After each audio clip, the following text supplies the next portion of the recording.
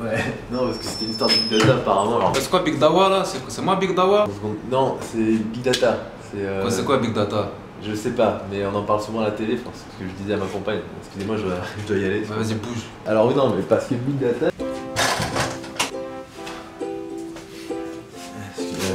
Ça va? Ah, ça va. T'aurais pas des infos par hasard sur le Big Data? Bah écoute Lucas, le Big Data, c'est pas nouveau, c'est quelque chose qui s'est démocratisé récemment et ça correspond en fait à l'explosion du nombre de données qu'on crée et qu'on partage sur le net. Par exemple, en 2011, on a créé en une seule année plus de données que depuis la création de l'humanité, bro. Grosse donnée quoi. Quand on parle de Big Data, on parle de 3 V. Le volume. Eh oui, le volume de données augmente de jour en jour. Très vite. Le deuxième V qui intervient, c'est la vélocité. Ou alors, in italiano, è la... Velocità. Certo. En fait, cette dimension est représente... t'es pas dans une pub Panzani là hein. Cette rapidité de traitement d'informations profite également à la finance. On parle de trading haute fréquence. En fait, c'est des robots qui permettent de passer des ordres à la nanoseconde près. V comme variété et pas comme ouais t'as eu chez des potos en soirée. Ouais. Alors on distingue deux types de données, les données structurées et les données non structurées. Tu l'auras compris. Dans les données structurées, c'est par exemple des chiffres tels que l'âge, un département. Les données non structurées, tu l'auras compris. Des textes, des images, des vidéos, tout ce que vous racontez sur les réseaux sociaux. La taille du boule de Nicki Minaj. Ah non, non, ça c'est structuré ça.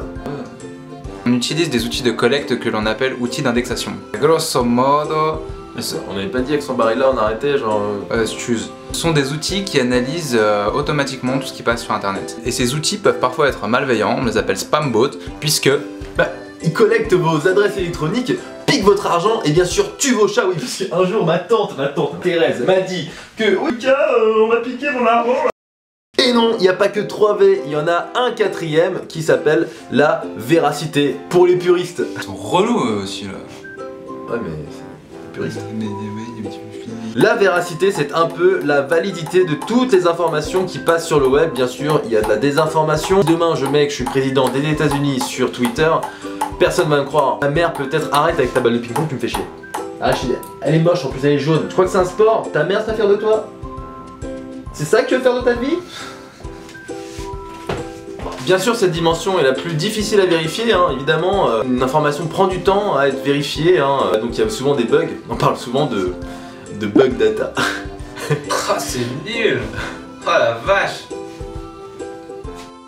Le 5ème V, c'est la valeur, c'est-à-dire quelle valeur est-ce qu'on va pouvoir extraire des données. Quand on analyse des données dans leur globalité, on va pouvoir extraire des tendances ou des opinions. La donnée va donc constituer une véritable aide à la décision et va permettre par exemple d'avoir une approche marketing beaucoup plus pertinente auprès de sa cible. Après il reste un 6ème V, c'est bon quoi, on va pas se laisser emmerder par des V là. Chier cela. Grâce au Big Data, on va être capable de prédire l'avenir. Big up Kara Radinsky. La meuf du Pirates des Caraïbes et tout. Du haut de ses 27 ans, elle a créé un algorithme qui est capable de prédire la prochaine catastrophe naturelle, la prochaine épidémie ou le prochain attentat. Et les ceintures noires de karaté aussi. Tu fais quoi là? Ouais, genre là tu vas recevoir un coup de téléphone dans 2 secondes, tu vois. Non. Je te jure. Non. Oh putain. Allô.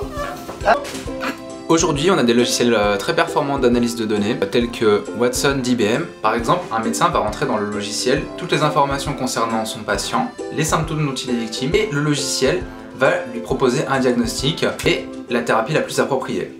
Vous savez, aujourd'hui, c'est la course à la collecte de données, tout le monde s'y met, enfin, pas trop abusé quand même. Hein. Bonsoir, c'est pour combien de personnes?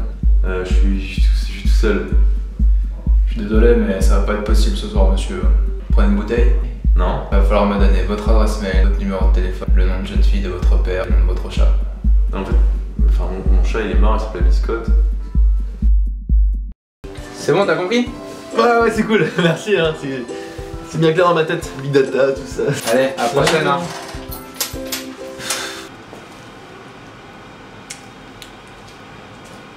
Non, parce que j'ai compris ce que c'était le Big Data, alors si vous voulez je vous explique un petit peu. Pourquoi tu me racontes ta vie? J'ai compris, enfin j'ai des infos. J'ai pas le temps là, D'accord. Et vraiment elle a acheté du pain. Alors